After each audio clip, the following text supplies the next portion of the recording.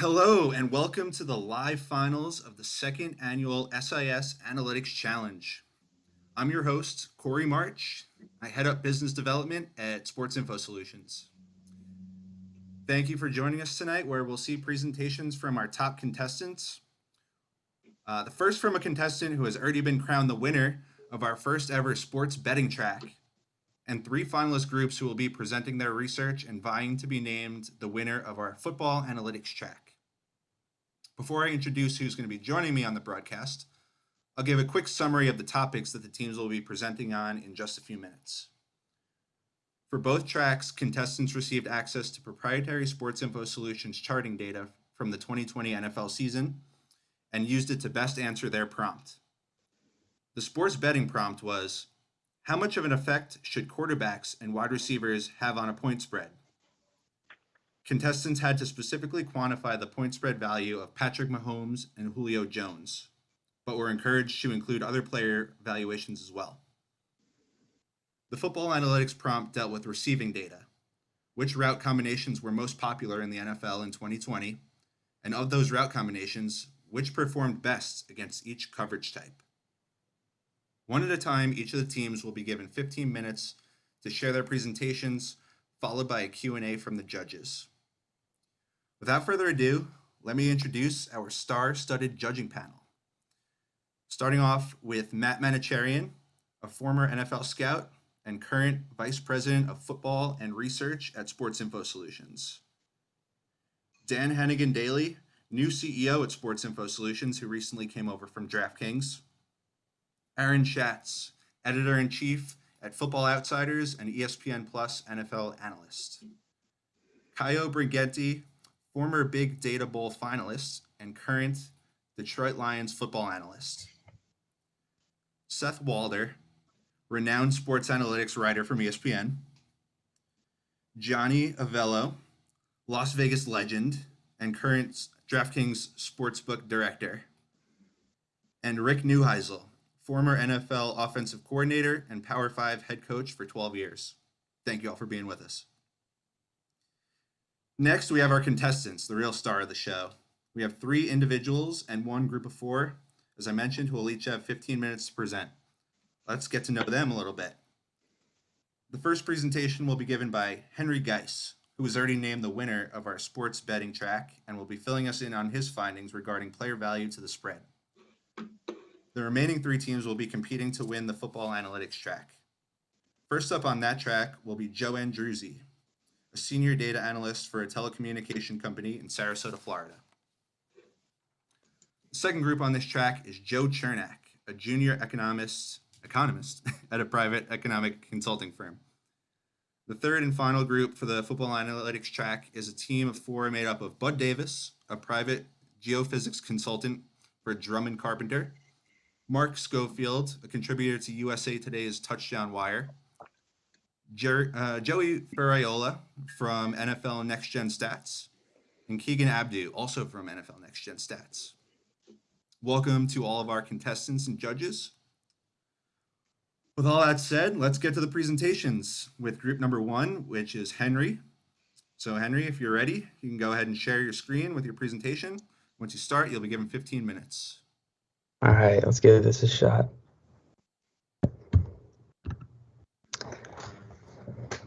We all good?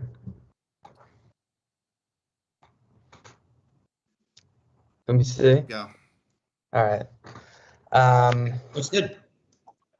Okay, I want to thank everybody for being here. I'm Henry Geis, and I worked on the betting track of this year's analytics challenge, which was how do quarterbacks and wide receivers affect the point spread, which I took to mean for an individual player, what's the measurement of the change in point spread if that player were to be replaced by the average replacement player. So for quarterbacks, if this quarterback were replaced by either his backup or the average NFL backup, how much does that change the point spread?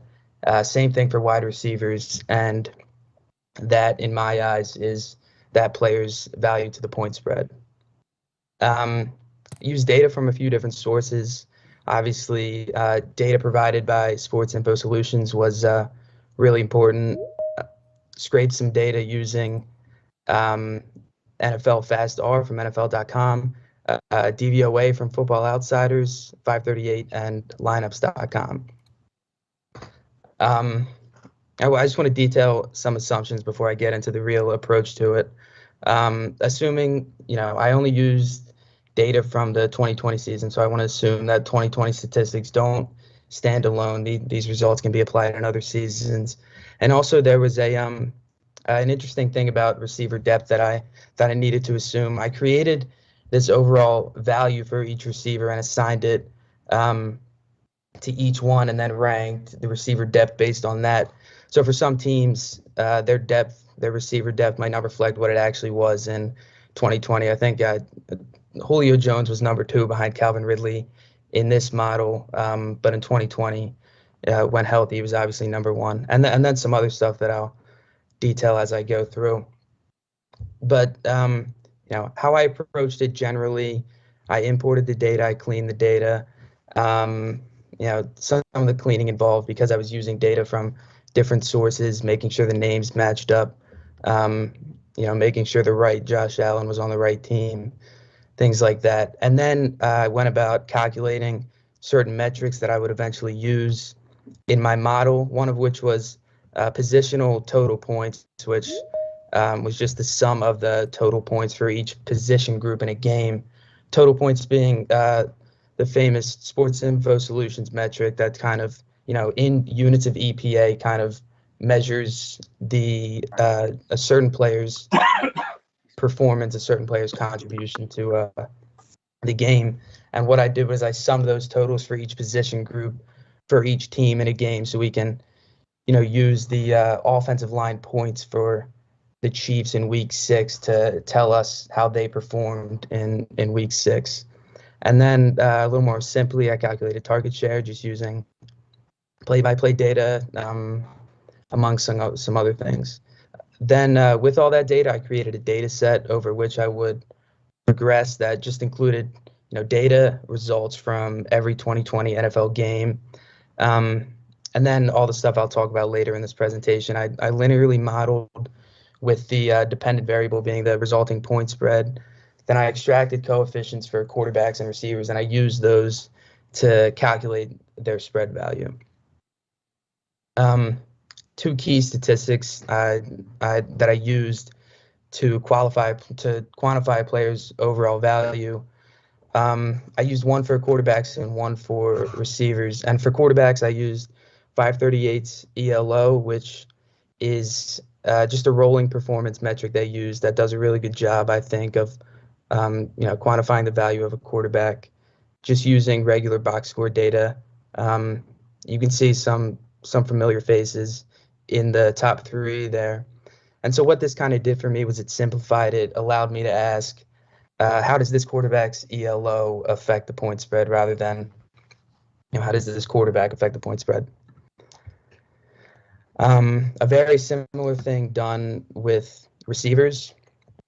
There's not really many detailed stats like ELO out there for receivers, so I kind of got creative. I imported ratings from lineups.com, which is a lot like Madden, just a rating from 1 to 99 of each player. I imported those for all pass catchers. And I multiplied that by the player's target share to kind of get his true contribution to a team and to a team's success. And I used that value as the receiver's overall value in this scenario. So you can see the top 3 here.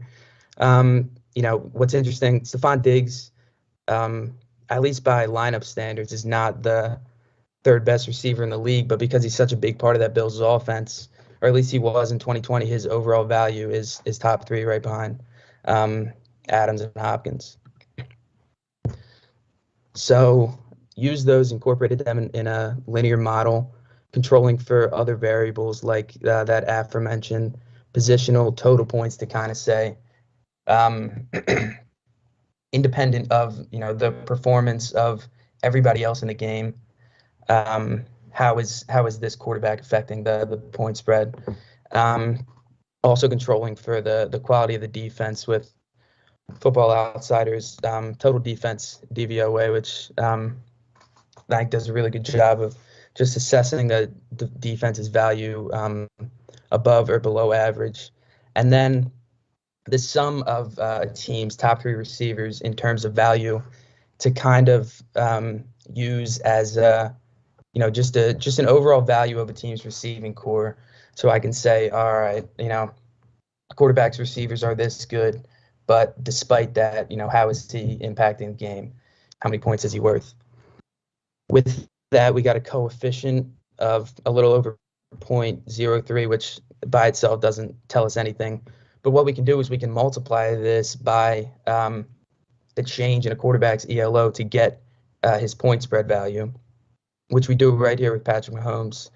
You can see he's got a value of 6.1 points above replacement, and that's done pretty simply, just multiplying this coefficient by the difference between Mahomes' ELO and the average replacement ELO. That gives us 6.1 points. We can also see how much he's worth specifically to the Chiefs. If he's out and they got to put Chad Henne in, it's likely that there'll be 5.5 points closer to an underdog. Same thing done for every quarterback here shown for Drews, Breeze, and Locke. You can see Breeze is in 2020, before he retired, 4.4 points above the average replacement, and Drew Lock just 1 point above replacement. Interestingly, if Locke were replaced by Teddy Bridgewater, the Broncos should be closer to favorites by almost 1.5 points. Not that that's important. And that's how I quantified quarterbacks' point spread value. Moving on to receivers, a very similar approach. Same variables. This time didn't control for receiver total points just because, in this scenario, we want to look at the effect of receivers. You don't want to control for receiver performance. And in this case, the coefficient we're looking for is that top 3 receivers, the sum of the value of the team's receiving core. And again, a coefficient that by itself really doesn't tell us much, but we can use it to kind of say, all right, with this receiver out, with Julio Jones out, the team's overall receiving value drops by this much, multiplied by this coefficient. The point value should drop by this many points. That's what we did here with Julio Jones. You can see he's valued at just 0.2 points, and over here, the calculation is very similar to that of quarterbacks, just a little more complicated. So what we do here is we assume that, and there's a lot of assumptions here. Julio Jones being the wide receiver 2 in this scenario, assume that wide receiver 1 stays in and he keeps his targets. The average wide receiver 3 is going to move up and kind of get the same target share that Julio is giving up by being out. And the average wide receiver 4 is going to move up and take wide receiver 3's targets. And what that, kind of symbolizes is, you got worse receivers coming up and stepping into roles meant for better receivers. And what that, that makes a team worse off. That's represented by this calculation. And in this case, for Julio Jones, comes out to 0.2 points. That same function was done for every receiver in 2020. See, Michael Thomas valued at 0.4 points, Devontae Adams up top at just 0.5 point, and Amari Cooper at 0.2 points. And the reason a lot of these receivers are, some would argue at the same level, but because their target shares differ, that kind of changes their value to their team, and in this case, changes their point spread value. This is how you got 5 minutes left. Thank you. This is how the point spread value of wide receivers was calculated. And interestingly, George Kittle is up there. That's because he's a freak, and he's such a big part of the passing game. Such a big part of the 49ers' offense that he affects the point spread among the best wide receivers. Limitations that come along with that, obviously, a lot of assumptions were made. NFL offenses aren't that predictable.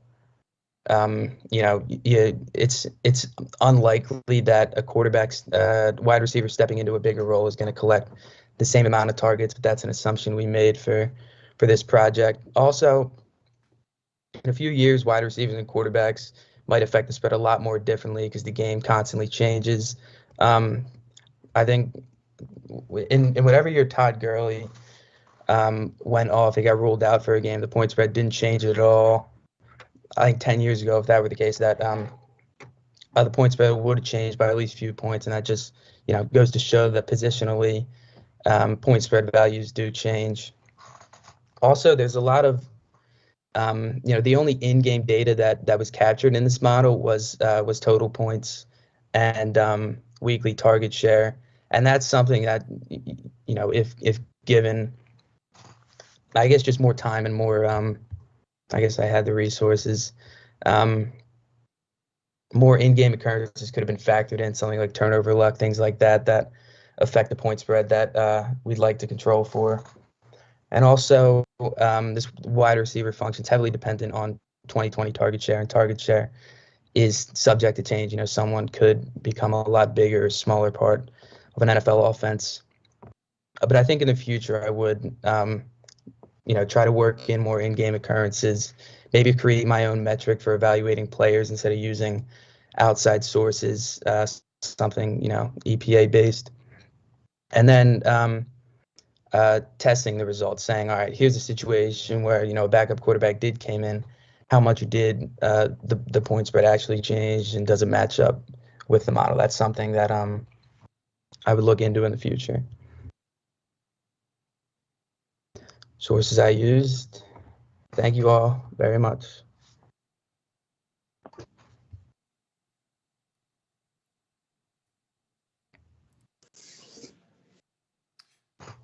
Thanks, Henry. Great stuff. Thank you.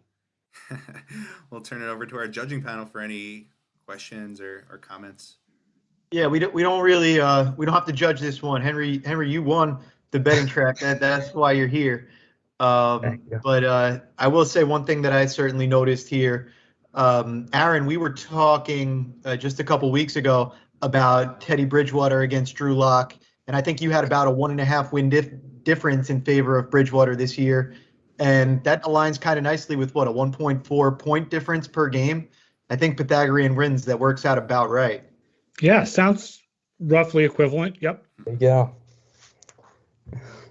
Henry, I can tell you as an old football coach, most of that went right over my head, but I was very enthralled with the entire conversation. I appreciate that, And Coach. I will tell you that when receiver 4 goes into receiver 3's position and receiver 2 or 3 goes up to 2, the entire game plan will change so as to create opportunities and create advantages elsewhere. So to just lock stock put those in there because receiver 1 is out and everybody's moving up into that position, usually what will happen is you go to different position groups where you feel you'll have an extra advantage, which will mean the numbers go down if you were always an 11 personnel or a 10 personnel group. You'll end up finding ways to use more tight ends if you're losing your alpha dog at receiver. But Yeah, the numbers were fascinating to me. Thank you. Thank you very much. Yeah, that's good advice. That's something I'll look into. Maybe how an offense, when missing a big guy, how they would go about changing their game. Keep track of personnel groups. Okay. Just keep track of what personnel groups you are the ones that create the best productivity for players. That's a good idea. Thank you. Yeah, great presentation. Really enjoyed it as well. The one thing that jumped out to me, and I'd actually be really curious, Johnny's thoughts on something like this is, in general, how you would control for the actual betting activity that also obviously impacts the point spread. And the analysis here certainly at the player by player level, it seemed pretty tight and right. Obviously Rick called out a couple areas where potential improvement could be made, but it's sort of another interesting dynamic to consider as part of as part of the analysis, how the actual betting activity might also impact the spreads that are coming through. Yeah, I'd be curious about that too.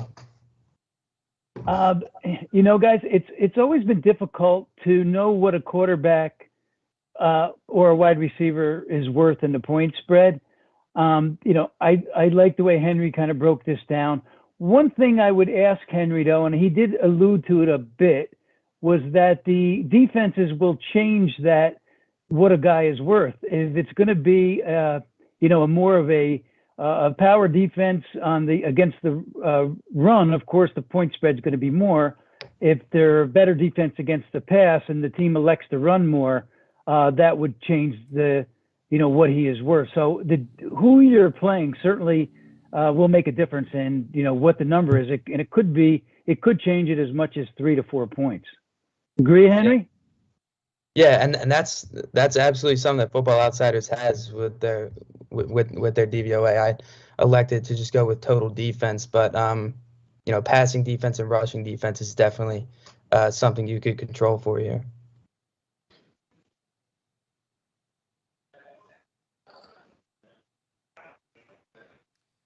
Anything else, judges? Corey, I think we should get into it. We got to keep it moving get into the competition aspect of the evening. All right, let's do it. Great job, Henry. Yeah, Thank you so Henry. much, Henry. That was great. So yeah, let's move things right along to the football analytics track, starting with Joe Andruzzi. So Joe, when you're ready, you can share your screen and the floor is yours.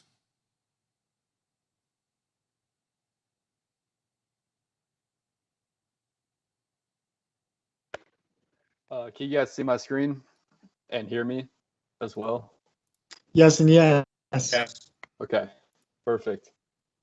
So my name's Joe Andruzzi, and this is analysis of route concepts during the 2020 NFL season. So we're going to start this off with data preparation. I removed all plays that contained a spike, kneel, throwaway, or screen. If the play contained a sack or receiver fumble, that was removed because it skews the EPA. Plays containing receiver positions other than the main, like receiver, tight end, or running back.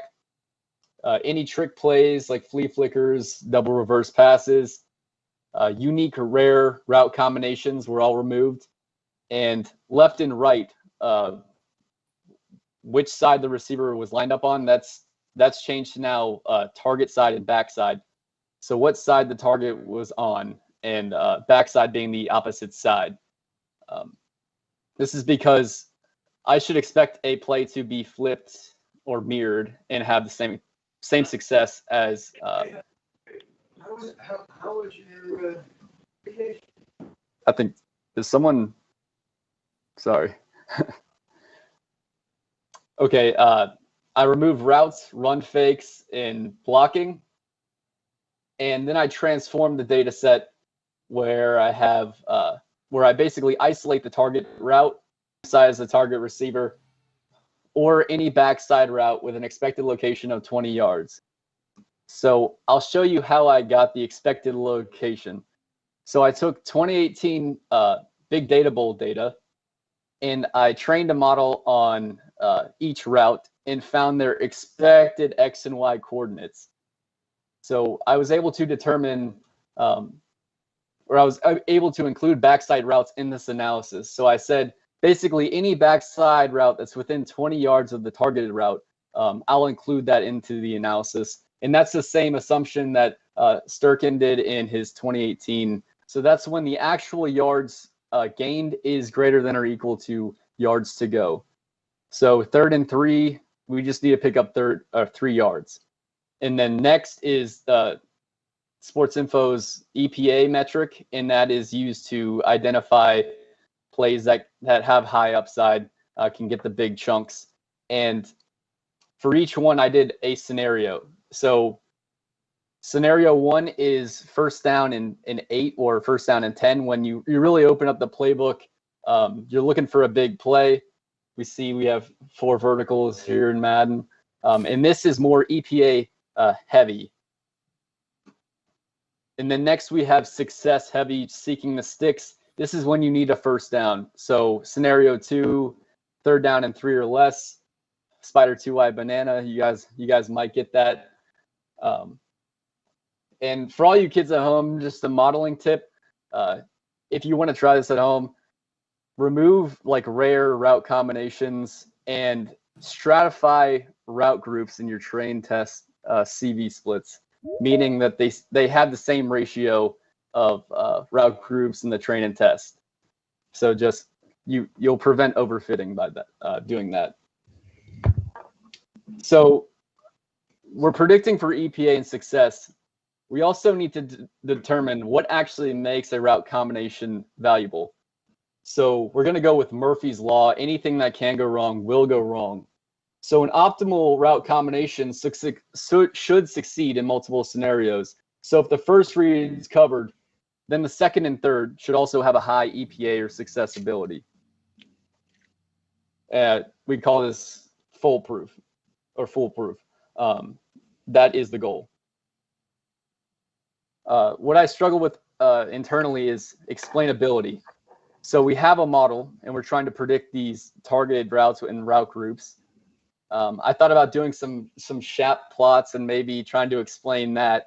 But I thought it would be really cool if we just brute forced all possible route combinations, all defensive coverages, all position groups, added shotgun play action alignment, rollout, all of that, just create this massive data set and predicted on that. So that's exactly what I did.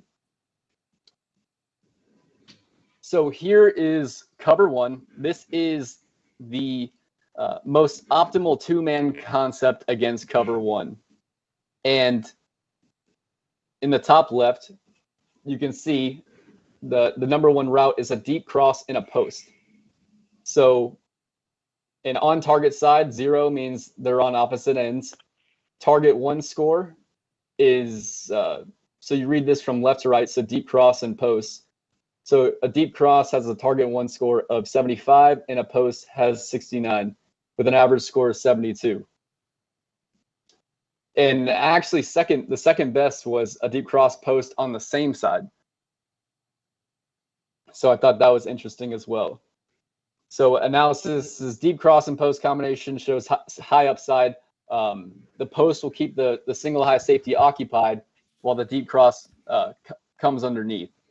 And exploring variables, these are just some auxiliary features in the model where if the target was on the far side, it improved slightly. If we add a rollout, the expected score dropped.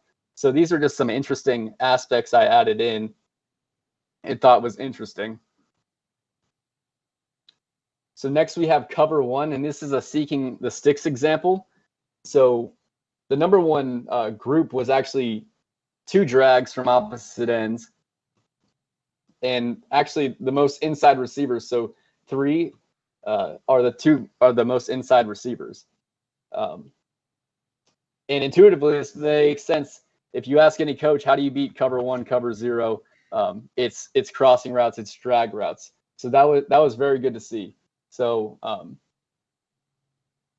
yeah, here again you can see the exploring other variables. What I thought was interesting is when the target is a receiver, it actually the score actually dropped 0.04. I'll show one more, a cover 2 example with a 3-man concept. So we have deep cross and 2 goes from the slot, so 2 seam routes. So in this makes sense. The 2 seam routes occupy the 2 safeties in cover 2, where the deep cross comes right underneath. So basically, in every scenario against every defense, a deep cross came up in the model as one of the optimal routes in the play, which I thought that was very interesting. So yeah, seeking high upside. Nearly every single time, it was a deep cross combined with a deep route, like a post go or corner. And seeking the sticks was a drag route in cover 0 or cover 1 situations, And then in everything else, it was mainly dual hitches from the slot, from opposing slots. So I thought that was very interesting. So let's say I don't really know this guy Joe. I don't really trust his models. Let's think about this. So if there was this secret unbeatable route concept, it should work for any team regardless of personnel or formation. So we can do a simple calculation here. It's just team EPA OE, expected points allowed over expected, where we take the route combo's EPA and we just subtract it from the average team EPA per play.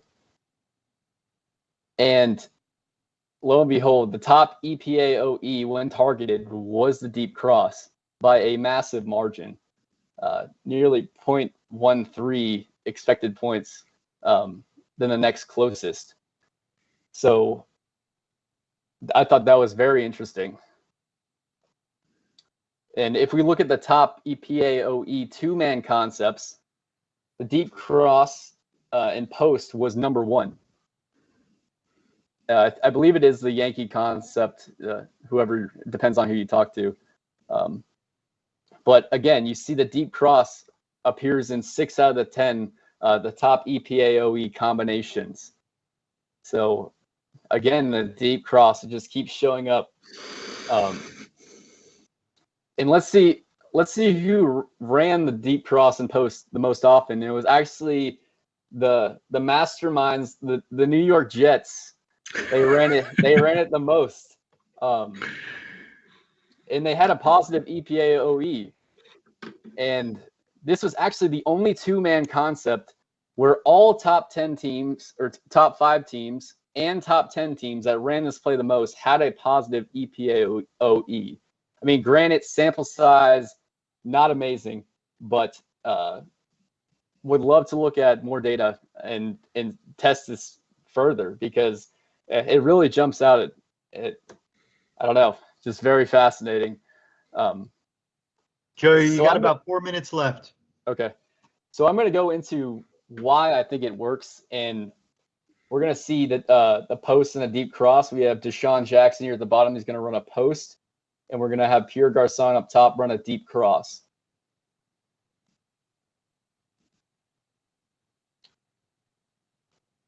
So we have a play action here.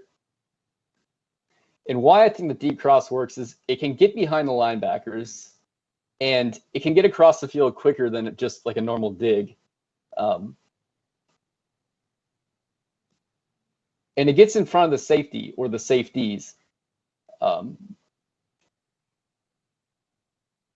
it forces the safety to decide, am I going to flip my hips and run with the post, or am I going to come and try to jump on this deep cross? And you can kind of see in either scenario, it doesn't look well. So here he'll try to jump the deep cross, and he just hits the post right over top. So you can kind of see it in full speed.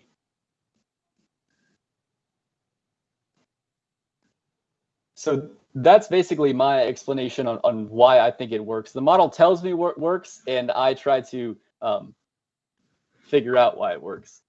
Limitations in future work, obviously, not enough data one season. Sample sizes increase, the picture will become clearer. Using tracking data, we can look at spacing and separation, and that will help us determine optimal route combinations. And also time, increasing like the research time will increase the quality of work, in my opinion. 2 to 3 months as opposed to 1 month. Like, there's so many confounding variables to identify which route is the best. It just takes a lot of time. And here are my sources, and for my modeling and everything, you can look at my GitHub. It's on there. So thank you.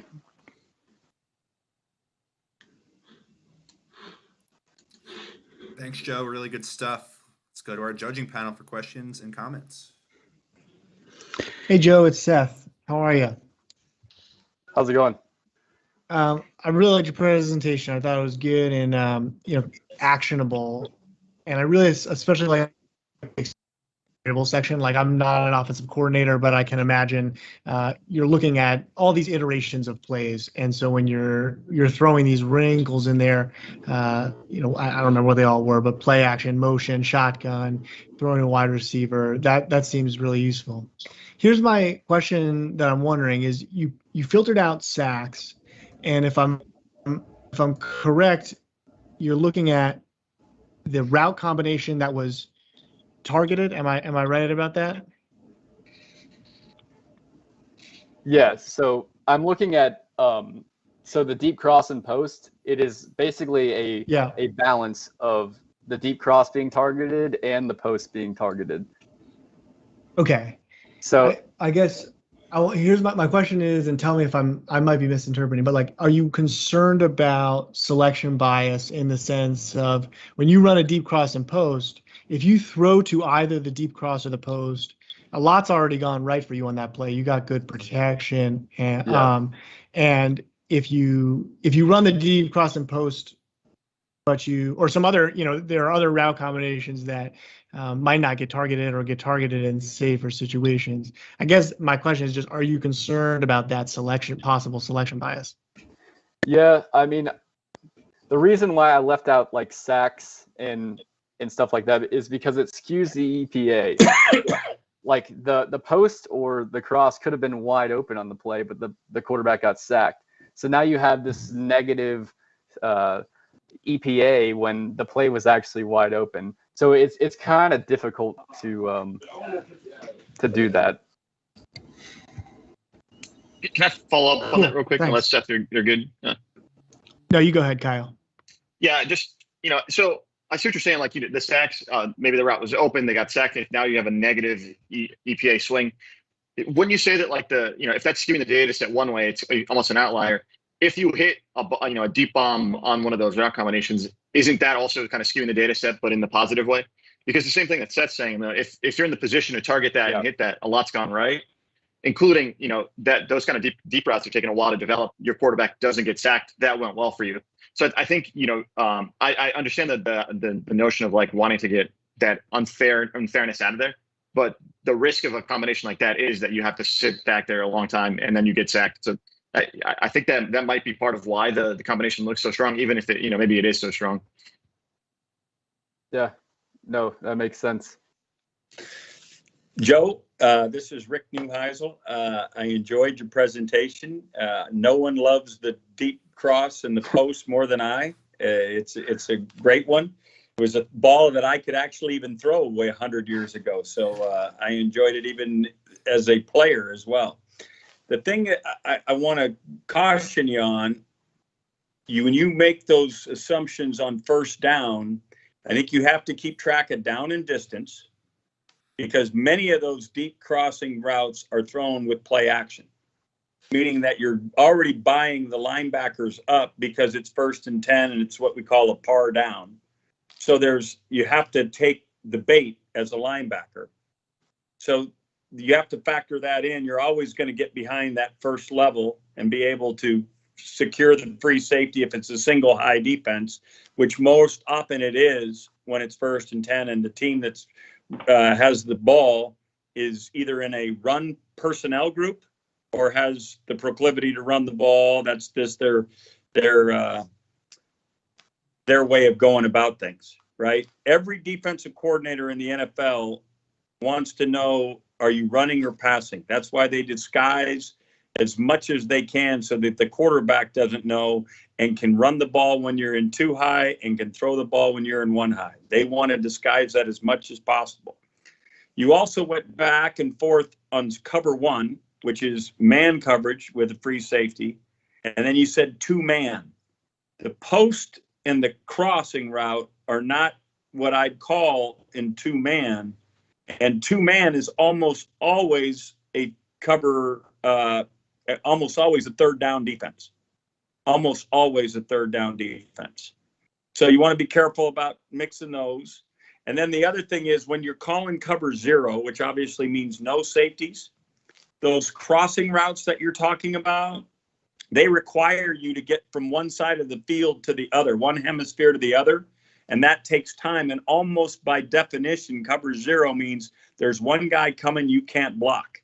So you got to get the ball out of your hand faster than somebody can get to the other side, unless you're a unique quarterback that can make somebody miss, like, you know, some of these crazy athletic quarterbacks that we're seeing today. So just some things to keep track of. No, definitely makes sense. Hey, Coach, that's some great stuff. And Joe, that was some great stuff by you too. One comment I wanted to make was when you showed that chart, the success rate for a play is one thing, but if you notice on that chart you showed with the Jets, there was only one team that made the playoffs from that entire group. So obviously, success is not based on certain plays that are successful. Yeah, definitely a lot of different factors. I just thought it was interesting. Hey, since everybody's being tough with you, I want to compliment you on one thing that I thought really made this stand out. The decision to join in the next gen data and to group in the route concepts the way you did. This is a very tough question that we saw all the different, dozens of people applied, put in their work here. And some teams said, we just want to say, this is the 2-man route concept. This is the 3-man route concept.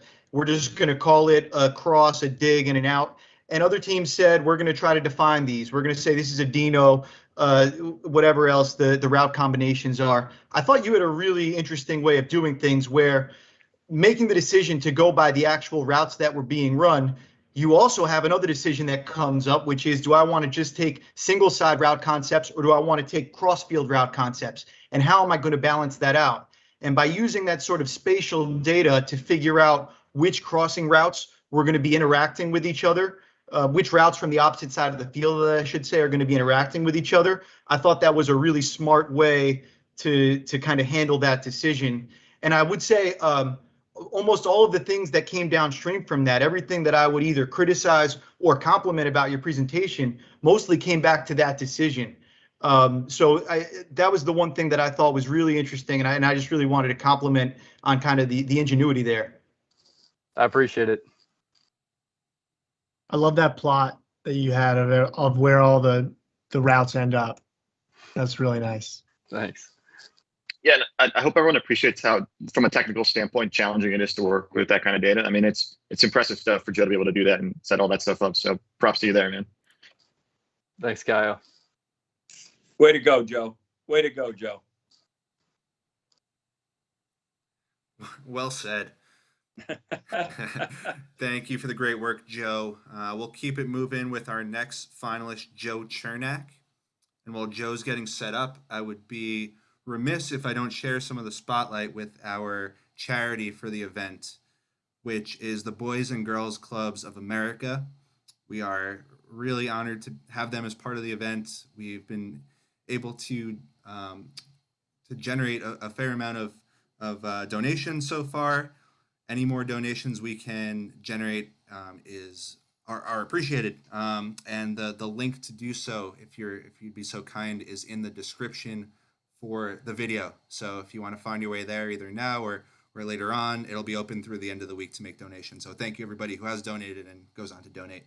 And on to you, Joe. The floor is yours. I believe I am muted. Can you see my screen? Yes. Okay. For some reason, okay. My name is Joseph Chernak, and this is my general track entry. So the main two questions, as we are aware, is what route combos are the most popular, and what route combos are the most effective against each coverage type. So the first step in this was asking, what is a route combination? And I started with a very simple definition that there's two or more routes that are designed within the structure of the play to interact with each other, and this includes crossing patterns. So by interact, I mean aiding in the success of another route, and that can include on the same side of the field or the opposite side of the field in the context of the crossing patterns. So some of the assumptions I made, and as just a data cleaning step, was grouping more specific route combos into just more general route combos or routes, is like screens, chips into just flats or curls, and then double moves from hitches and goes. And one thing I did as well was for flats that were specified as flat left, flat right, or swing left or swing right, and did involve a fast motion that began on one side of the field but ended up on another side, I just reclassified those as being run on the opposite side of the field where they ended up, just to avoid, or just to increase the general route concepts. So one of the issues was trying to figure out what crossing patterns were being run, because it's a very important thing. And so I began by first cutting each play down the middle, left side of the center and right side of the center into different route combos. And from there, I got basic left and right side of center route combos. And then I use that to extract the crossing routes. And my crossing routes assumption was if a slot wide receiver or a tight end ran a drag, a dig, a deep cross, a post, or the sit over the middle route on both sides of the field, then that was designed to interact and be a crossing pattern. And the reason I did this was because without tracking data, I couldn't tell if a route and another route were interacting with each other or crossing with each other within a reasonable amount of time. So I chose to be more accurate and very sure that these route concepts were actually crossing within a reasonable amount of time. So just an example of this is left side of center, the outsidemost wide receiver had to go and is aligned at wide receiver. And so if the slot wide receiver was aligned on the left side, had a drag, and then the slot wide receiver on the right also had a drag, then I would just pick out the two drags and say, this is a mesh concept, and ignore the go. So with this, I was able to get what the most popular route combos were, and not really anything too surprising. The curl flat, a lot of other route combos. So even though the curl flat was the most popular, it was only 3.2% about of all the route combos I picked out of the data set. And this also allowed me to look at what route combos were the most popular against each specific coverage, which I thought was really interesting because intuitively most of them make sense. Cover zero, generally quick hitting concepts such as mesh, slants, curls, or a go and out.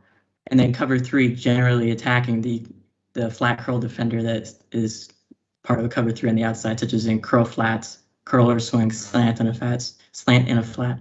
So that was pretty encouraging that those made sense in a football sense. Same with man cover two underneath routes because it's difficult to get over the top on that coverage. So now that we know what route combos were the most effective or would run the most, I was trying to figure out what route combos are the most effective. And using just one metric wasn't very attractive to me because one metric isn't very good for defining the success of much in football in general. And so I chose two metrics: completion percentage, just to measure how easy it is to complete a pass, and two, exploited points added to still measure, is the route combo adding anything to the success of the offense? So together, basically, I could tell you this route combo is being completed at a high percentage, but it's not just being thrown behind the line of scrimmage at a very high rate. It's still adding to the success of the offense. So instead of just doing traditional completion percentage where total completions over total attempts, I used a generalized additive model that accounted for situational factors. This included down and distance, if there was a pressure on the play, air yards, and the quarterback completion percentage. So one part of the quarterback completion percentage variable was we had some small samples of quarterbacks that maybe threw like 10 passes or so in a season, and those had the potential to kind of skew the model a little bit. So I used a empirical Bayes-weighted binomial regression just to pull those quarterbacks back to the mean a little bit. And so basically what that does is that this quarterback only has a sample of perhaps 10 throws or so. That's not really enough to make a determination about their ability. So it pulls them back to, I think, about an average of like 56 or 57%. And so then I could fit that into the model and not have to worry about 100% completion percentage skewing one route combo for some reason. So this is the model I used, and you can see the variables that are really important. So yards to go, if it's very long yards, obviously the defense is going to be playing back most likely, so it'll be easy to complete it underneath the pass. If there's pressure, because that's influential as well. If it was behind the line of scrimmage, and if if there was just the throw depth of the play. So then I fit a mixed effects model between the combo and the coverage ID. And so this allowed me to see the mixed model estimate of completion percentage, which basically is saying that, for example, the curl swing, when it is called, is adding about 56% to the probability of completion of a play. And that makes sense because curl swing, that is generally a short route concept. The swing is behind the line of scrimmage, and the curl, I would say, is probably about 5 to 10 yards down the field. So it's not a very aggressive concept. But I do see some deeper route concepts, which is encouraging as well. And I do have the same bias in that I only picked out route combos that were targeted. I didn't include sacks or anything, I didn't include sacks. So deep cross and a drag that might be affected by the same bias that you need the time to throw it. So that is one weakness of my model. And I also see common cover 3 beaters such as dig post or go seam in there. So that was also very encouraging.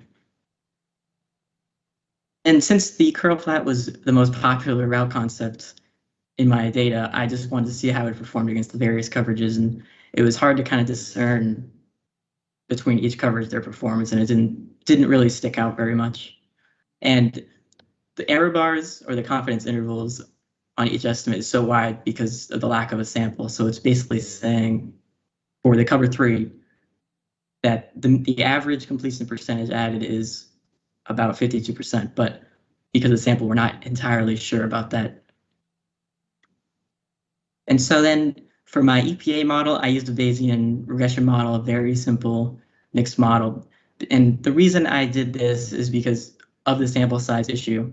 And I stuck with the default prior, which is something I would, if I had a little more time, I probably would have played a little more with the prior. So it was just a generally weakly informative prior that said we'd expect 95% of EPA to be between 5 and -5, which basically serves to influence low sample size coverages or combos and push them back towards 0 because there's not enough of a sample to be very confident about their estimate yet.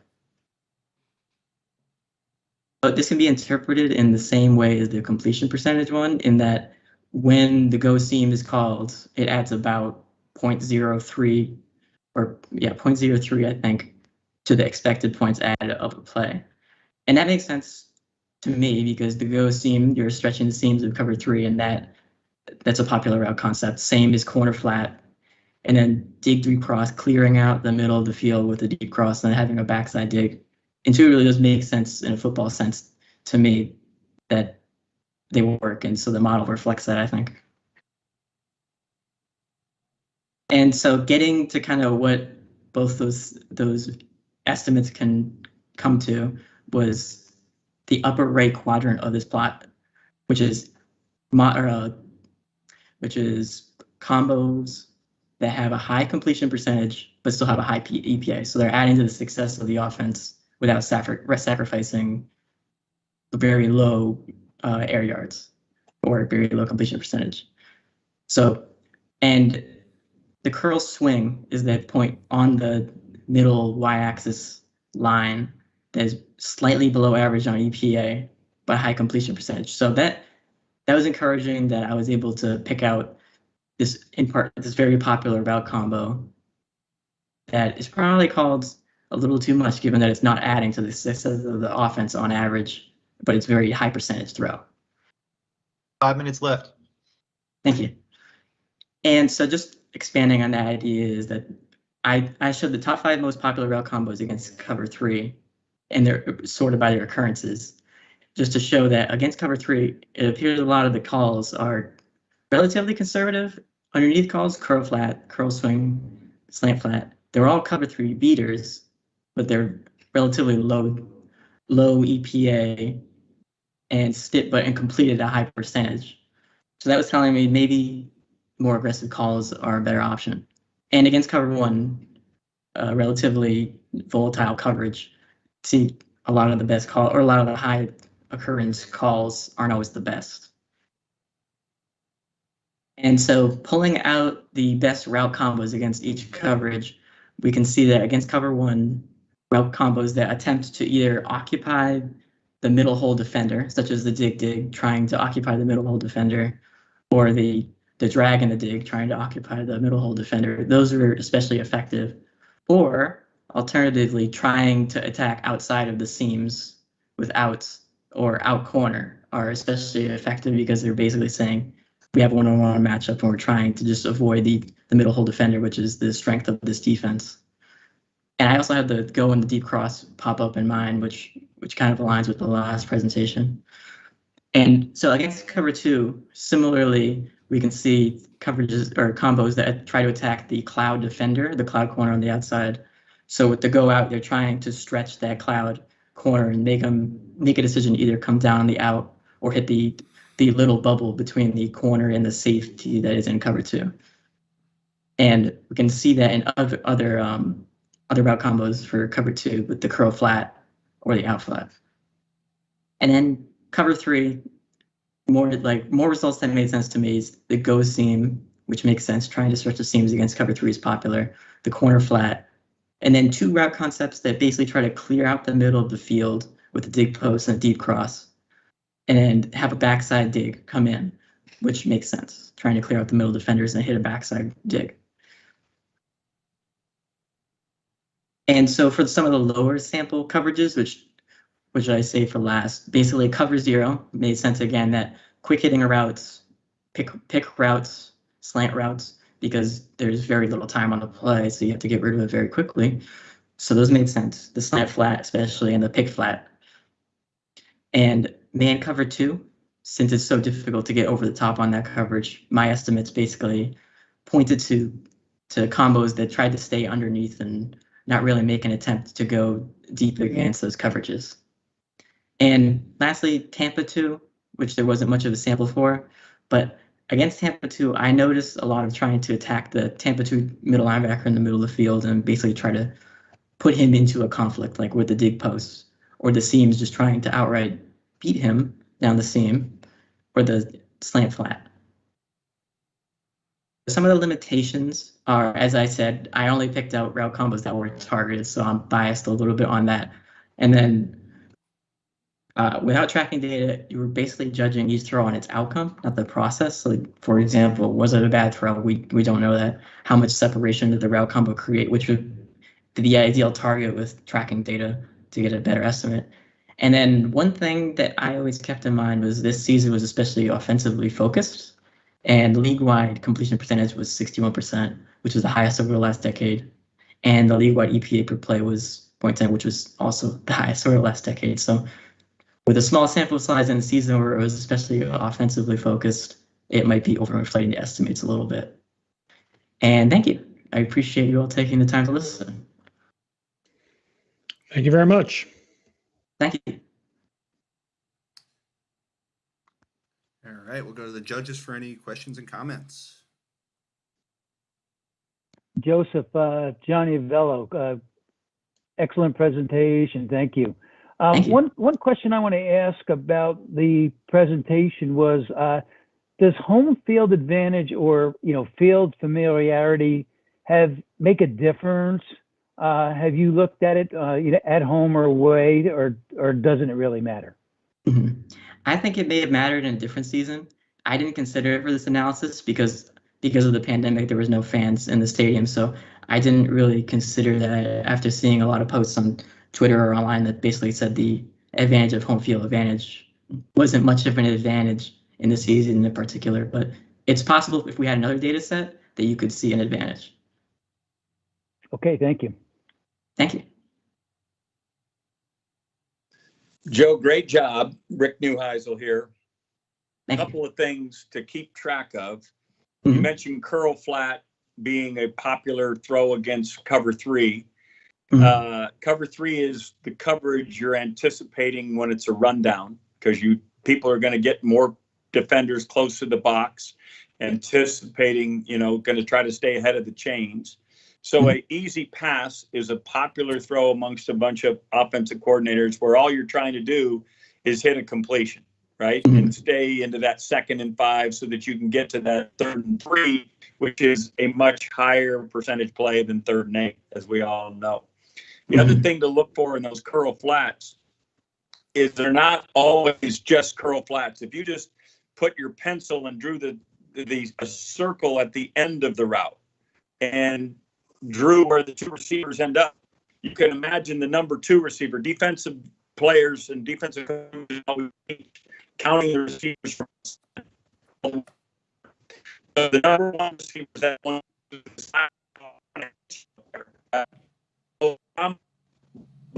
two is the corner route over the top, which is designed to beat cover 2, right? You put a high-low on that corner.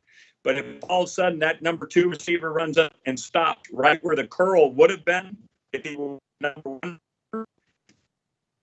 about as well. Because you might be sitting on the curl trying to shoot that flat route, now buzzes the flat route because he thinks that it's the corner going to a corner that's going to be waiting for him. So keep looking for other ways that people run the same route concept, but in different ways, whether they're switching, but they end up in the same place. And I think your numbers will get enhanced. Right. Yeah, that was something I kept in mind. I mean, one of my estimates was curl flat and curl swing, which basically achieves a very similar idea of trying to stretch the same defender and get to the same points on the field. So that is definitely. But in curl flat and curl swing, they're always number 2 is the flat and the swing. Number 2 is actually running the curl. Number 1, they actually sitting down what would have been the flat had he just lined up side. You can now see how they cover that differently, and it's still the same route. Right. Okay. Yeah, that makes sense. Thank you. That helps a lot. Joseph, one thing I've been dying to ask you about all week, since the submissions really, I noticed that a lot of the estimates, a lot of the charts that were put together have a lot of the most common completion percentages in the low to mid 50s. And as you pointed out at the end of the presentation, the average in 2020 was over 60%. So what am I missing in terms of understanding what's going on there? So basically what it's saying is that it's when the curl flat, for example, is called, it's adding 54% to the probability of a completion. But I think what's happening is that I'd have to look closer at the model, and I think other factors like the quarterback play is pushing that probability up probably another 10% or so and making a big difference. So it's factors that are controlled, that are not considered by that are outside of the purview of the model, that are, as opposed to what your 54% being out of 100, it's actually out of a number less than 100. I think I get what you're saying. I think so, but I do think there are a lot of influential factors. I'm not. I'd have to look at the model again. I'm not exactly sure. Right.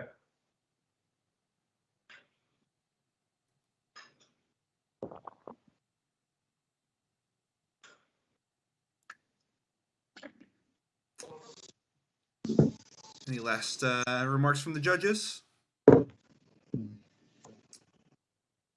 All right. Thank you, Joseph. Great work. Yeah, thank you. We'll move on to our third and final group for the football analytics track with Bud, Mark, Joey, and Keegan. Good luck, guys. Floor is yours.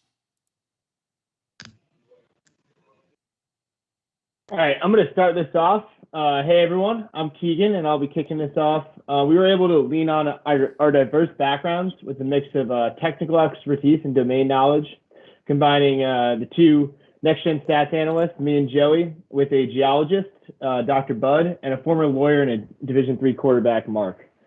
We sought out to classify route concepts through a combination of business logic and machine learning.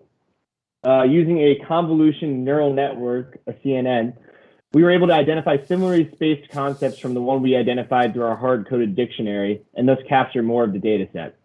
We found that these novel concepts identified by the CNN perform very similarly to the traditional route concepts, which made us comfortable grouping the two together. Once we had our classifications done, we then explored which concepts were the most popular and the most effective, We then broke down how each concept performed against both specific coverages and based on whether the coverage had a middle of field open or middle of field closed.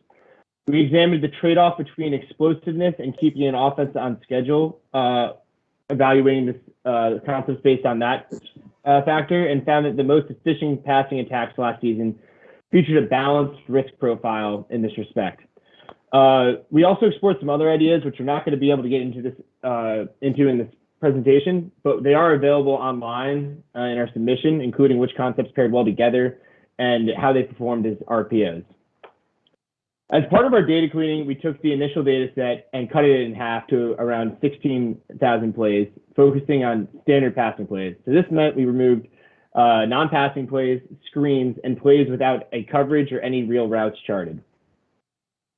We then leaned on our football experts to develop a route dictionary, setting up business logic to classify concepts based on the order, alignment, and routes run by each receiver on a play. For simplicity's sake, we grouped together the expansive list of routes charted into general groups. For instance, vertical routes were grouped to include any double move, deep routes, and also fades, seams, and goes. All in all, we ended up with 36 different concepts that were hard-coded into our route dictionary, which can be seen on this slide. If any of these concepts were identified on the play, they were tagged. By this, a play could have multiple concepts tagged on the same play, and these concepts included both one-sided concepts, as you can see in the upper left-hand side, such as a curl flat or a smash, and two-sided concepts, such as mesh or shallow cross. Through the route dictionary, we were able to identify concepts on 70% of the plays in our data set, which is a really encouraging start for such a brute force approach. But by using the CNN on the play cards that Bud coded in, we were able to identify concepts on the remaining 30% of plays. And I'll hand it off to Bud to explain what he did there.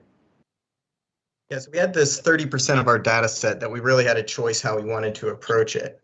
We could either get rid of it and say, hey, we don't have a good idea what the route concept were, or we could try some techniques from computer vision and specifically image recognition. So we used a convolution neural network, which is a really effective tool in this space. So it's used for things like you can pass it a handwriting sample and it can tell you that's the number 5, or a picture of a bird and it can tell you that's a parrot. We wanted to build something where we could draw the routes for each play and it could look at a play's image and tell you, hey, that curl and go, that's a Haas. That go and out, that's an Ohio. Those two curls, that's curls. And come up with all of the route concepts that were on a play and really look at the spatial patterns from all the routes on a play and say, hey, what route concept best exemplified that play? So what we did was we drew the routes for each play and we would come up with labels for them. So there could be multiple labels for each play. So this example play here has a Y cross by a deep cross by the inside receiver. It also has a dagger concept. So it's a multi-item classification for each play in our data set. And we used the 15,000 plays that had good route concept labels from our route dictionary to train and validate our model. And our convolution neural network used a layer structure that was similar to the visual geometry group layer structure, which is a pretty effective convolution neural network for image recognition problems. Overall, we achieved pretty good model accuracy.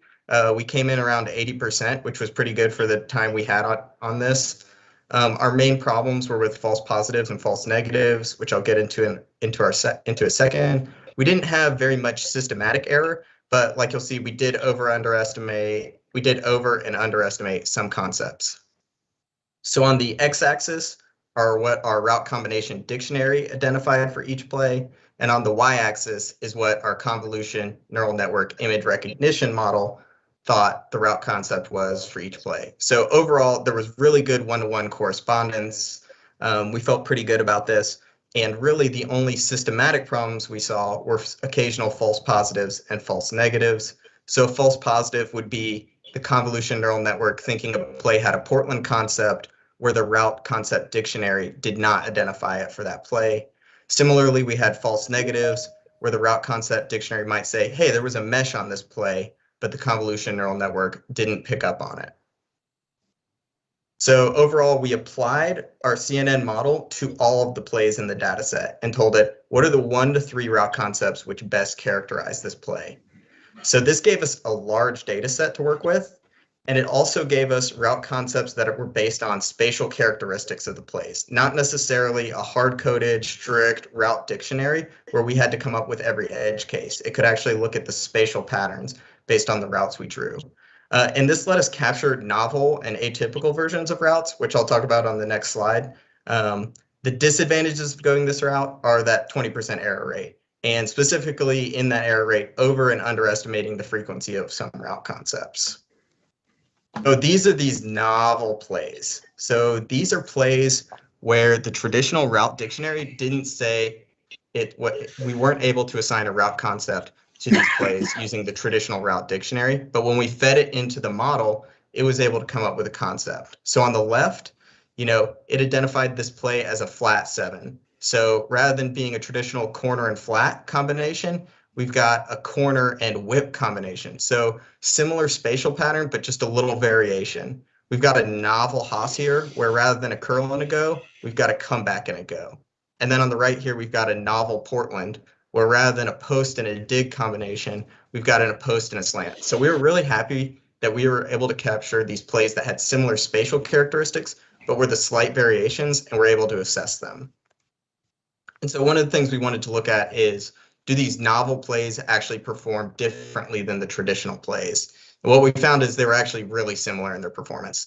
They had similar average EPA per play, similar bimodal distributions, similar success rate. They achieved positive EPA at a similar rate. And when they had successful plays, they had similar explosiveness. So they generated similar EPA per play. There was a slight difference in unsuccessful plays, where novel plays had a slightly lower negative EPA per play, so they didn't fail as badly. But generally, these two traditional and novel route concepts performed really similarly. We also looked at what team play calling tendencies were, so which teams called more traditional route concepts versus which teams called the novel ones more often. So we found teams like Green Bay, the Titans, the Chargers, and San Francisco called these novel route concepts more frequently, almost twice as much as teams like the Colts and the Bucks. But we didn't really see any systematic difference in terms of their passing attacks EPA per play. So we thought that they performed pretty similarly, and it wasn't a major factor in their success. Looking at the frequency of route concepts, somewhat intuitively, Y cross, the only single route concept, was the most popular concept in our data set. We find Y cross to be only run by an inside receiver. Next, we had Portland, which to us was post dig, curls, double curls, Ohio, vertical out, Haas, vertical curl, and verticals were the most popular of the 2 route concepts. We did not find many instances of 3 route concepts, such as flood, spacing, or levels, and including running back routes could expand our sample size for these concepts in the future. Which brings me to route concept performance. Route concepts generally perform the same in terms of EPA per play. As you can see from the plot, there are a lot of concepts bunched around the average EPA of 0.02.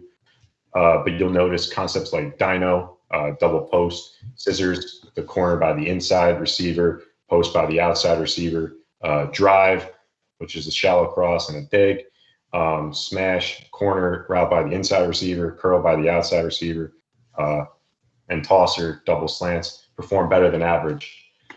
Meanwhile, flood and pivot concepts perform below average in comparison to the rest of the route concepts. And when you look at each concept standard deviation in EPA per play, we found that every concept overlapped. Given the sample size issues, we shifted our focus to other factors that distinguish them, like how they perform on the safety shell, or which concepts went for big plays compared to small, efficient gains. 5 minutes left. Okay, thank you. For this slide, we included pairings of route concepts versus coverages that happen 25 times or more. You'll see that the dyno concept performed well against most coverages, mainly cover 1, 3, and 4, while man cover 2, a passing down, as Coach Neuheisel said earlier, performed well against most route concepts.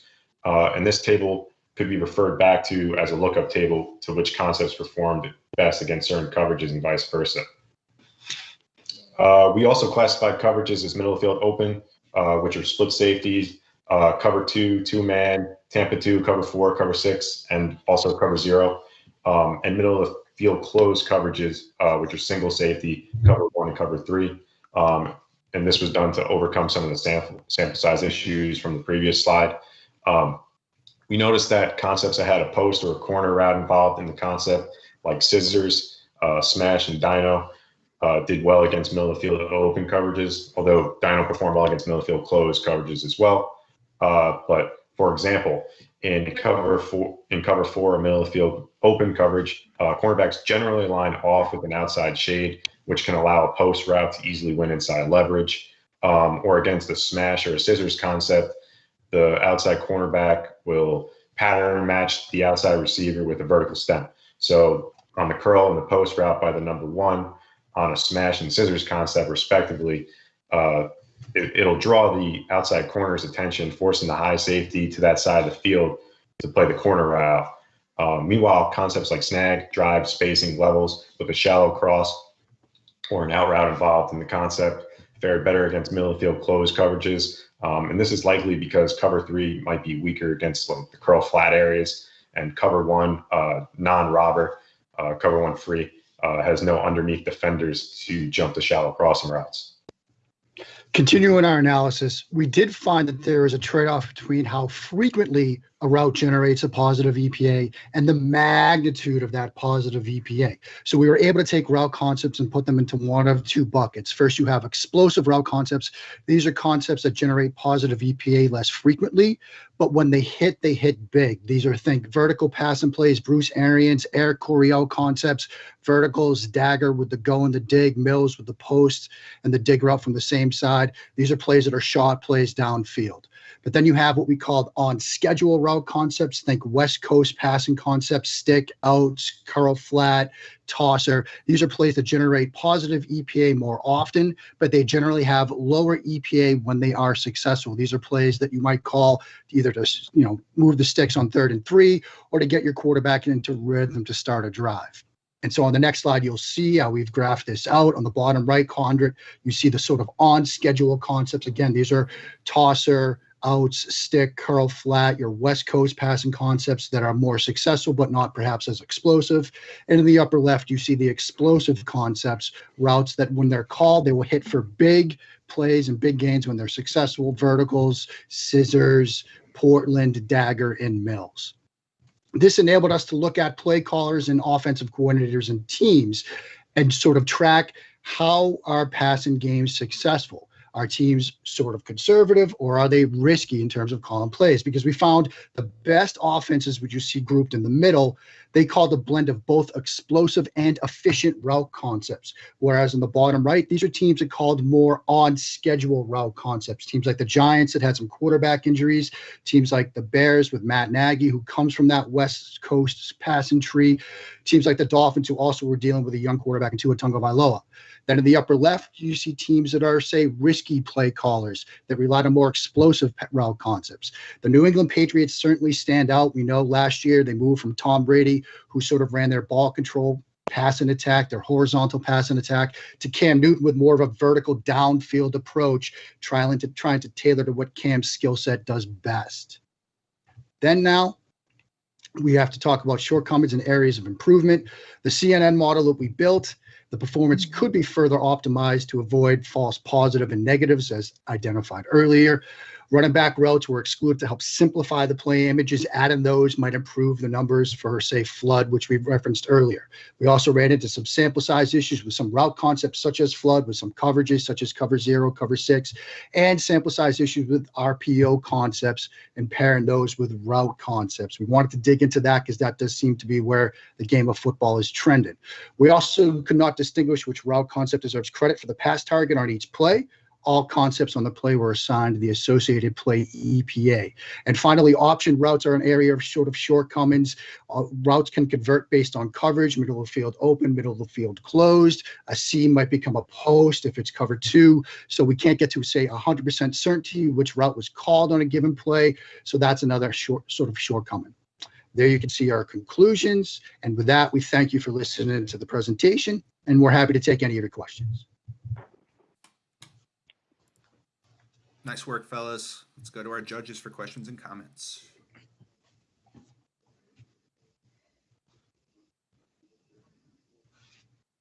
I'll ask the first. Did the false negatives and positives cancel each other out? And therefore you would have had if they did, then you would have been able to use your data to be pretty precise? I thought we ended up probably with more false positives than false negatives. It was much more likely to suggest a route concept that, basically an extra route concept on a play than to miss one. So, it just kind of happens, and especially giving the convolutional neural network the freedom to suggest 1 to 3 routes. The route dictionary might have only had 1 route concept on that play, but the image recognition might say, oh no, there were 2 or 3. So we definitely leaned that way. Okay. Thank you. Hey, guys, very, very, very good job. I mean, it was very clean, precise, very thorough job. Thank you. Appreciate it. Yeah, one thing that comes to mind for me is Coach was talking about before about routes that might end up in the same area and how those maybe should be classified as the same thing, even if they're technically not the same thing. I love how you guys used the CNN technique to be able to combine that. I thought the multi-classification was a really smart way to say, no, this is both. This is Haas and it's Ohio. Obviously, there's a choice there where you're saying by doing that, you're trying to not define that 3-man route. And I know you guys had some different performance amongst the only 1-man route scheme that you had versus the rare 3-man scheme seemed to perform a little bit lesser, which might be something about the way that the model is constructed that's kind of biasing that. But irrespective of that, I think as far as just evaluating really what you guys were aiming to evaluate, it was such a clever way to go about doing so. So I really commend you guys for that. Great job, fellas. The one thing I would add, I think I heard you say that you're not counting the running back's route in this particular model. And I would caution you, oftentimes, especially when the second receiver, number 2, is going vertical, you're doing that to just eliminate the safety. And now you're playing basically flat curl, all the 2-man concepts with a running back and number 1. And so to not include him, I think ends up skewing your data a little bit because it's basically the same route. It's just you're eliminating somebody because primarily it's a cover 4 beater, and that's what they like to do in rundowns. Same as the cover 3 situation. So just one thing to keep track of when that running back is a free releaser and is out into the route, then he's definitely part of the read, and likely you're seeing a lot of number 2 vertical on those. And the last thing I'll add is I love the term dino. I've never heard dino. It's always been Dino, but I say no, and we go Dino now. We go Dino now. Really appreciate the feedback there, Coach. Coach, I noticed that too, and I gotta say, I love every time you give feedback to any of these groups. I feel like I'm learning something. Because you could really I could repicture doing all the analysis you guys just did, and instead of looking at that Haas as that curl vertical, looking at that vertical as really a decoy, and then trying to figure out what's going on with the curl and the running back, and just how much that would change the sort of results, but really not change the analysis. It's fascinating every time you say something, Coach. We're blessed to have you. Sounds like I need to put my shoes on, get them. It sounds like it's getting deep in here is what it sounds like. Great job, fellas. Thank you, Coach. Thanks, Coach. Thanks. Hey guys, I thought it was fascinating. You had a lot of fascinating things in there. I love the spatial approach with the CNN, and I want to just say thank you for including the charts about the novel play calls. Like, even though it ended up being that the novel route combinations performed equally as well as the others, like that's a great question at yeah, I mean, it would have been a really cool story if it had been like dramatically one way or the other, but I'm fascinated, or it's still really interesting that it was, they did perform equally, and the team plot was interesting too. Two questions. One is on the explosive play calling route combinations chart versus the more conservative ones. How much do you guys feel like that is, there were a lot of bad teams in that explosive area. Like, how much do you feel like that was teams that were behind and therefore had to run those route combos? Yeah, it's a great question, and I do think sort of the Patriots are sort of great way to sort of frame that, because obviously last year that was a different offense that was trying to sort of figure out what they had in the passing game. They were certainly struggling, and these weren't the Patriots of years past, where usually the passing game, the short ball control passing game, was their run game. Last year the run game was their run game, and so they were often, if they ran the ball on first down and they got a stop and it's suddenly second and long, then they had a quarterback that they thought was a better vertical passing quarterback than the sort of accurate, precision passer, the Tom Brady that they had last year with Cam Newton. So I do think that you could certainly see in that quadrant those teams that they're getting behind the sticks. They have to dial up vertical shot plays to try to get back on schedule. And then, you do see that cluster in the middle, the teams that had that sort of blend to the passing game, explosive versus sort of on schedule. Those are the teams that were the most successful. It would be interesting. I apologize. It would be interesting for you to figure out what a running quarterback means to their efficiency as a passing unit.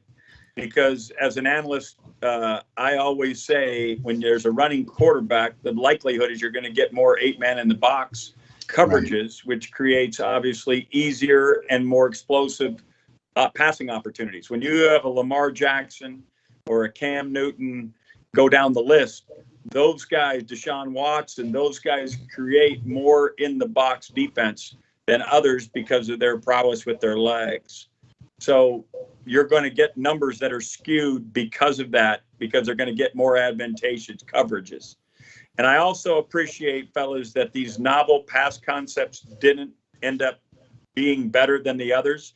And it just tells me that I spent 25 years where I could have gone to bed earlier.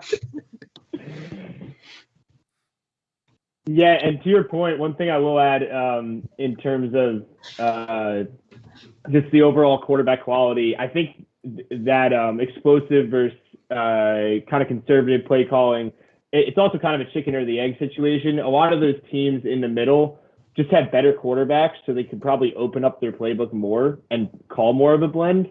Again, they're probably in more favorable game scripts, so they don't have to go necessarily to the overly risky play calling, as you mentioned before.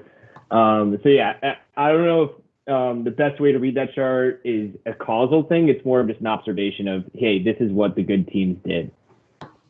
Totally makes sense. I'd be fascinated to see over a long haul. And one more, just because I asked, Mark touched on this, but I missed it. How were you handling EPA with regard to whether the route combo was targeted? I want to make sure I asked the same question I asked Joe, and the other Joe addressed it too, with regard to that. Yeah, in terms of the EPA, that was one of the sort of limitations that we highlighted at the end. The positive EPA was associated with the entire concept. So say, for example, as you can see in the explosive versus on schedule concept, there is that over 100% because you might have, say, curl flat to one side, and then you might have an explosive concept to the other. So we tracked both of those.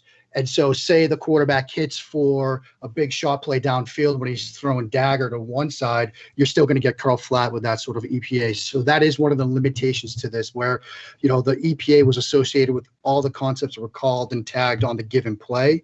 And so that's something that we'd like to sort of look into further. Like, how can we strip that out to say, okay, if we've got two different concepts, a man beater and a zone beater on each side, let's really associate the EPA with the route that gets targeted. So, Mark, just to that point, I read so many of these. I read so many of these research papers over the last couple of weeks. Some groups did take the approach of saying, show me the concept when it's targeted, and also just show me the concept when it was on the play. And we saw some interesting kind of XY plots of performance of the route concepts when targeted versus on the play. I wouldn't say there was anything like groundbreaking that I looked at that and I said, oh, that's a great concept to just have, whether you're going to target it or not. But it was an attempt to look at it that way. And yeah, I just want to, say, because like it's like both approaches, it's like, there's a difficulty there. So you have to make a choice one way or another. And I think, either way, you can understand, and I'm not sure, like I don't have an answer to remedy that in either direction. Football's complicated, huh? It is. Oh yeah. Sure is. Sure Not is. as complicated Can I as drop one more people. comment? Do we have to move on, or can we talk a little bit more about this still? I want to be mindful of time. Yeah, no, we're okay. Sweet. Go ahead, Kyle. Yeah, I just wanted to hop onto some of the stuff Seth and Keegan were talking about. I kind of agree that one plot where you're looking at the explosive plays versus kind of the more conservative calls being more descriptive than it is really like explanation of looking for a pattern. And to that point, I kind of wanted to look at that longer, and I was thinking it would be really interesting to look at that group by situations. I know the sample size is small, but sort of doing some kind of exploratory analysis where that's broken up by score differential or just down, distance, all that kind of stuff. I know obviously the 15-minute presentation, but I think that would have been a really interesting thing to look at as well. So props there, and just overall awesome presentation. Really great work, guys. Really appreciate it, man. Thanks. Thank you. Thanks, guy. All right, that sounds like it wraps up our comments from the judges. Great work again, guys, and great work all around to everybody. That wraps up our 4 presentations for the night, and we're going to send our judges off to a breakout room to deliberate for 5 or so minutes.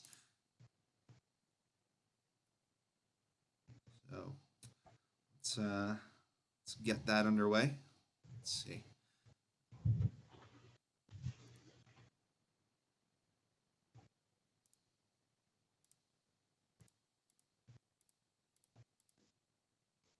I think I've got everybody selected there.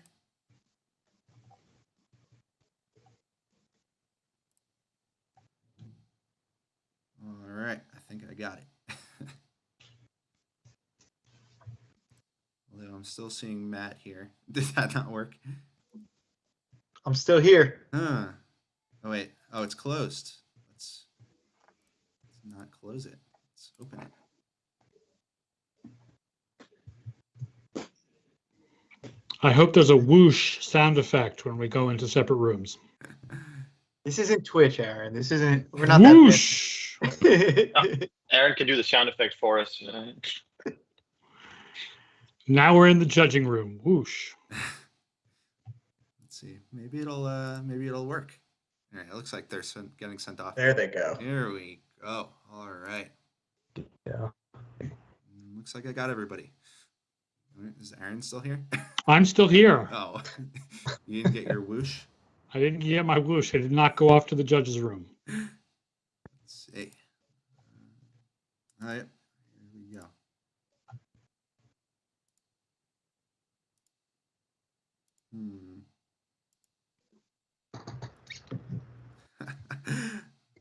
What's going on?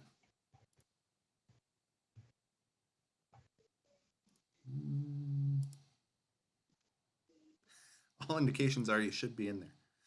Oh, okay. I mean, I had to drop out at one point because I wasn't seeing the slides. So maybe that's why I haven't gone off to the other room. I'm hitting an ask to join button, so maybe they'll give you permission. My first time using the breakout rooms in Teams.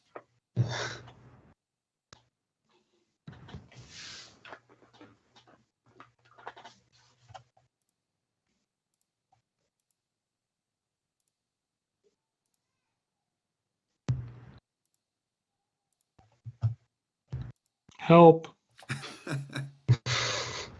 I want to judge. I want to judge. I sat here. I listened to it all. I want to judge. Okay, I unassigned you. So now you're back here in this room according to Teams. I am in this room.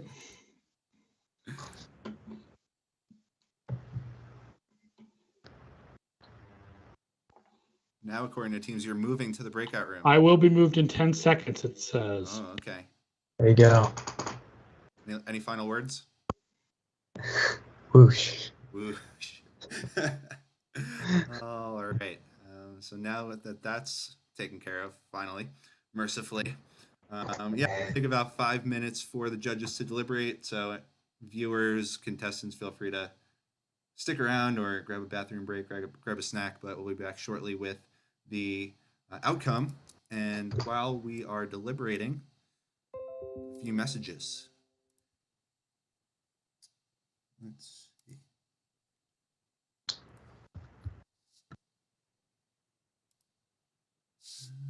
Full screen.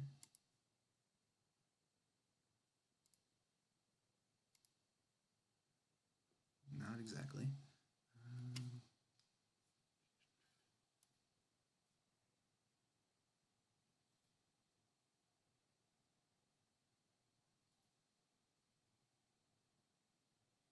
Let's try it this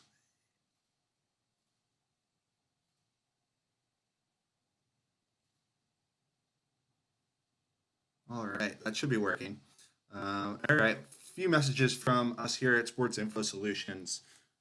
First, the motivation behind this whole event and the most important aspect to us was the charitable donation.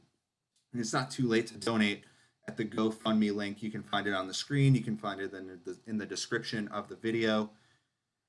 We've already received over 100 donations totaling over $3,500 that will all go to the Girls and Boys Clubs of America.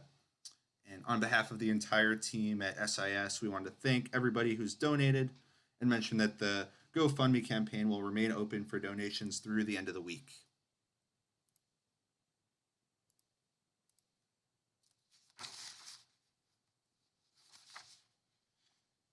Next, the SIS Data Hub Pro, the best tool in the game for football analysis and the easiest way to get your hands on proprietary SIS data and statistics.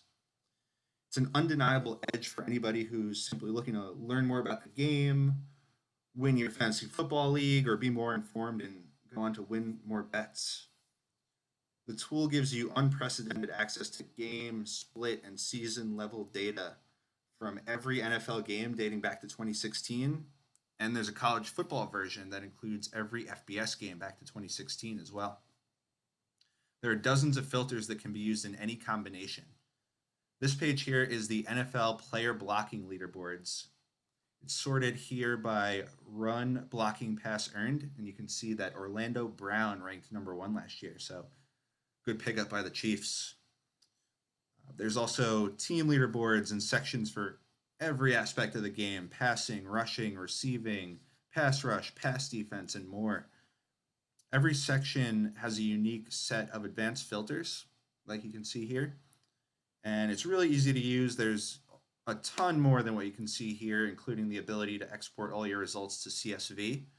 So I'd highly recommend anybody who's watching to go and sign up for a free 7-day trial.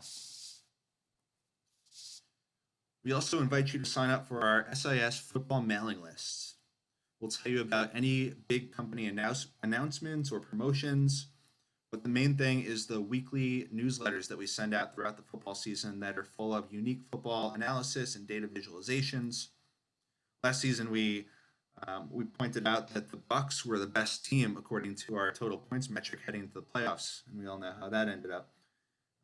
We cover a lot of fantasy football angles in there too, using advanced stats, so there's something in there for everybody. You can go to sportsinfosolutions.com and sign up using the blue bar on the bottom. Hey, Corey, we're ready to close that room up and bring everybody back in. I had to leave and come back in to get here, but okay, if you can close that room. Yeah, for sure. I'll get to that. And the last thing I'll mention is that we're looking to fill a bunch of open positions at Sports Info Solutions. We're growing rapidly, and we're excited to be hiring for several positions right now. So we encourage you to apply to any openings if you think you're a fit, and be sure to keep an eye out for any future postings. And with that, it looks like we're being joined again by our judging panel. So once we have everybody back, I'll turn it over to Matt. You can let us know what sort of outcome we had. Yeah, I think from speaking on behalf of the judges, I think we were all pretty much in lockstep the way we felt about it. Both of the first two groups that presented, Joe and Joseph, were absolutely phenomenal. We were humbled by what both of them were able to do as individuals. But Group 4, with what Kyle called the Avengers, team of 4 that grouped together, maybe it was a little bit unfair, but even so, you guys absolutely blew us away. And so Team 3 was the champions, are the champions of the 2021 SIS Analytics competition. So congratulations. Thank you so much. Thank you. And yeah, Congrats, really fellas. enjoyed your presentations as well, both Joes. It was a Absolutely. pleasure competing with you guys. So if we can pop around to some of the judges, if you guys, whoever's got their connection still working, if anybody wanted to deliver any feedback, Kyle, I see you turning your mic on. Fellas, this is Rick Neuheisel. I just want to say how much I enjoyed this. I wasn't sure exactly what I was getting into when I came on this deal, but I think I got some A's in math. I'm not sure I'm in your level of math, but it was fascinating to listen to the analytics, what you were able to decipher by, working this hard at the project. I just was fascinated all night long. The last team, Team 3, you guys were outstanding. Joe and Joseph, I promise you, if I get another job, I'm calling you because I want you in my analytics department, because your guys are right there too. This is big time stuff you're working on. It's fascinating, and it'll help somebody in a front office someday if that's something you're interested in. So best of luck to everybody, but congratulations again to the Avengers, Team 3. Thanks, Coach. Thanks, Coach.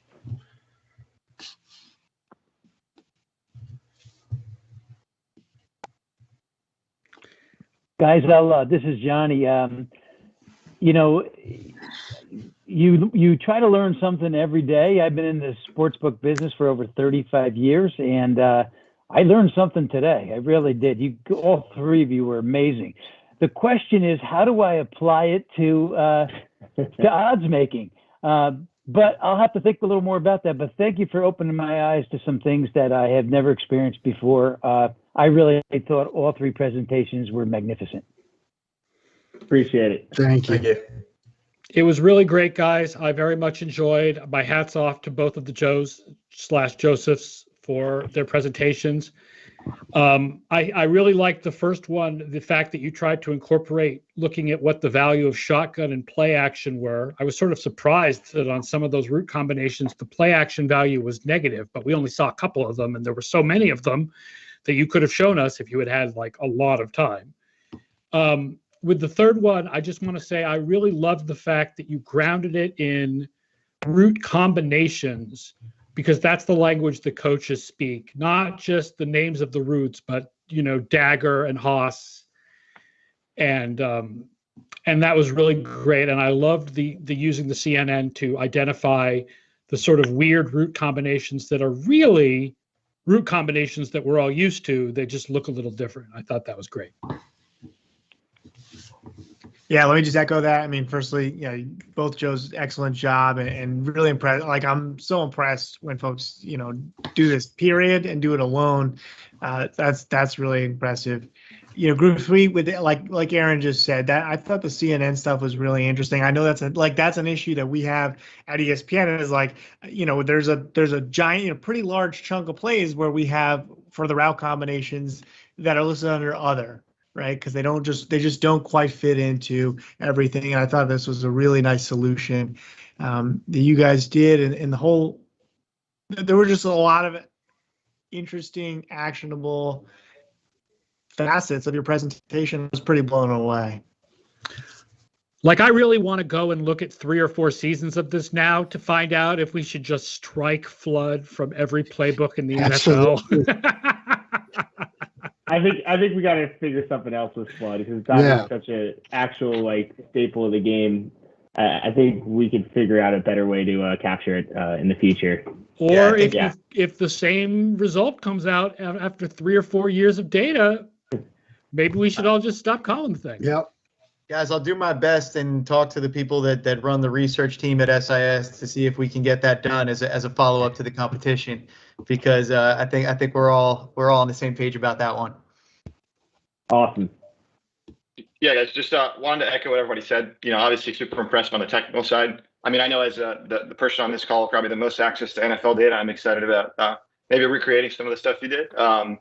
And, obviously it's all been said on the technical side, but I wanted to say as well, the presentation skills on everybody on the call, especially that last group, everybody so clear, really nice to sit back and listen. And so props there. And then again, echo, I know doing this kind of stuff on your own without a group is very difficult, because I did the big data bowl like that, and it's tough. So props to you guys for getting a project done, getting it submitted, getting all the way to the spot, and then presenting. That's hard to do. So props on that. So yeah, congrats everybody, and thanks to Matt and those guys for putting the event together. It's always fun to watch these. Appreciate it.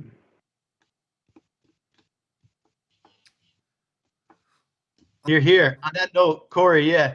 I'll just mention the SIS Analytics Challenge GoFundMe page. We have surpassed by a long shot what we were able to raise last year, and we've got $10,000. I would call it within striking distance at this point. So, Corey, I think you said that's open till the end of the week, and anybody watching this in the future, you can head to that GoFundMe.com page for the 2021 SIS Analytics Challenge. It all goes to the Boys and Girls Club of America. That's why we do this in the first place. So please, if you can afford to donate, I still think we got a chance at it, Corey. Let's make it happen, people. All right. Thank you to all of the judges. Special shout out to the winners. Group 3 from the football analytics track, Henry, for our inaugural sports betting track.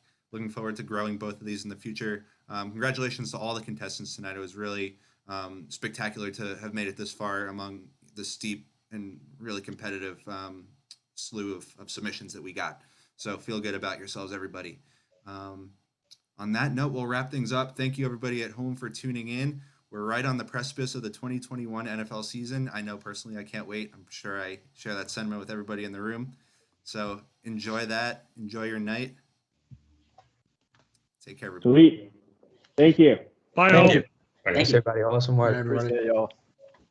Thanks, guys.